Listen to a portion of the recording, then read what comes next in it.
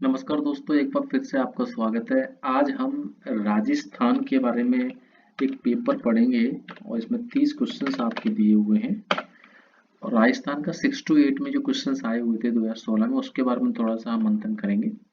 सबसे पहले लिखा हुआ है, निम्नलिखित में से कौन सी डिसलेक्सिया की विशेषता नहीं है। तो आपको बता दें दोस्तों, डिसलेक्सिया एक पठन विकार होता है। तो क्या नहीं है? वाचन परिशुद्धता है, गति और बोध की समस्या आती है, लिखने की धीमी गति हो जाती है, जब शब्द ही समझ में नहीं आएंगे, वो वाचन नहीं कर पाएगा, तो उसके उसमें लिखने की क्षमता, लिखने में कमी आ जाएगी। छपे हुए शब्दों को सीखने और याद करने में कठिनाई आ जाएगी। लेकिन क्या नहीं आएगी? सीधे या उल्टे हाथ के प्रयोग के संबंध में निश्चय। सीधे या उल्टे हाथ की डिसलेक्सिया में कोई बात ही नहीं की गई, इसलिए इसका आंसर क्या हो जाएगा? बी नंबर हो जाएगा।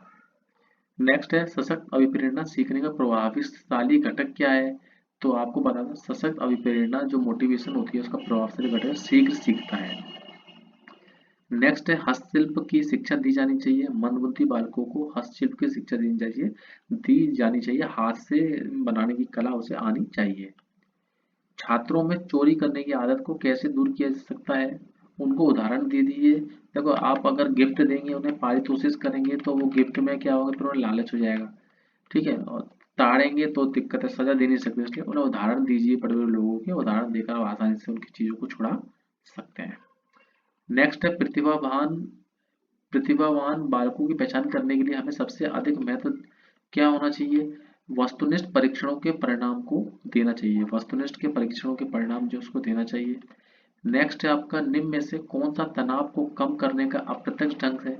तो आपको बता दूं, उदात्तीकरण तनाव को कम करने का अप्रत्यक्ष ढंग है। बालकों का मुक्त एवं अनिवार्य शिक्षा का अधिकार देश में लागू कब हुआ? तो देश में लागू हुआ था 1 अप्रैल 2010 में। नेक्स्ट है आपका, एनसीएफ 2005 में कला शिक्षा को विद्यालय में जोड़ने का उद्देश्य क्या है? दोनों एक और सी, यानी कि सांस्कृतिक विरासत की प्रशंसा करना और छात्रों के व्यक्तित्व और मानसिक स्वास्थ्य को विकसित करना। नेक्स्ट है, जब बालक की परीक्षा द्वारा मापी गई योग्यताओं के सही मूल्यांकन में स्थायित्व होता है, तब उस परीक्षा को क्या कहता है? विश्वसनीयता कहते हैं।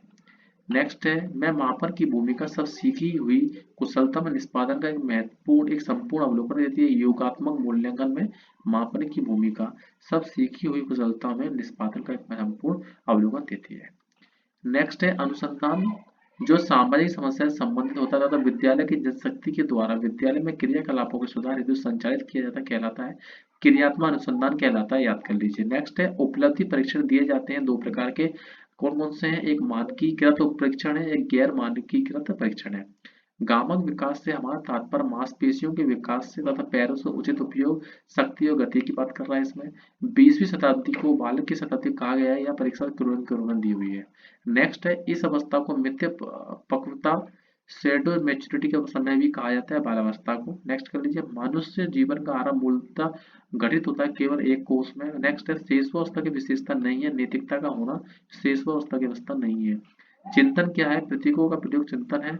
अप्रत्यक्ष पथ समस्याओं का उपयोग किस श्रेणी के प्रयोज्यों के लिए किया जाता है? प्रवण के लिए किया जाता है। समस्या के अचानक समाधान की वकालत करने वाले सिद्धांत का नाम है सूक्ष्म सिद्धांत।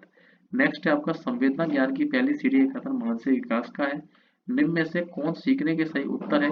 सबसे पहले तथ्य है, उसके बाद सूचना है, उसके बाद ज्ञान प्राप्त करना, और फिर बोध और फिर प्रज्ञान। नेक्स्ट है, परिपक्वता इत्यादि से व्यवहार में उत्पन्न परिवर्तन को अधिगम कहते हैं। गलत बात है, ऐसा कुछ भी नहीं है कि परिपक्वता से इत्यादि से व्यवहार में जो परिवर्तन हो जाता है उसे अधिगम नहीं कहा जाता। परिवर्तन मैच्योरिटी आने के बाद व्यवहार में परिवर्तन में अधिगम नहीं कहा जाता। मैच्योरिटी का अलग लेवल है। नेक्स्ट बात कर रहा है, केटल द्वारा विश्लेषित किए गए व्यक्तित्वशील गुणों की संख्या कितनी है? 16 है। नेक्स्ट है, मुर्रे ने एक परीक्षण की रचना करके इतिहास रच दिया था, वो है विषय आत्मबोधन परीक्षण। नेक्स्ट है, व्यवहारिक बुद्धि को कहा जाता है मूर्त बुद्धि। नेक्स्ट है, बुद्धि के त्रिआयाम सिद्धांत के अनुसार बुद्धि के कारकों की संख्या कितनी है? 120। 28 नंबर, परिवेश की वस्तु जिसे प्राणी प्राप्त करने का प्रयास करता है प्रेरक कहलाती है। व्यक्तिगत भेद में हम पाते हैं विचलनशीलता और प्रतिमानता। नेक्स्ट है, मेरिडिथ के अध्ययन के आधार पर कहा जा सकता है कि सामान्य रूप से परिवारों के बालक अधिक स्वस्थ में विकसित होते हैं जो सामाजिक स्तर से ऊंचे होते हैं। ये दोस्तों अच्छे क्वेश्चन है, अच्छे से आप इन्हें समझ लीजिए। बाकी अगले वीडियो में नेक्स्ट टाइम बात करेंगे। नमस्कार।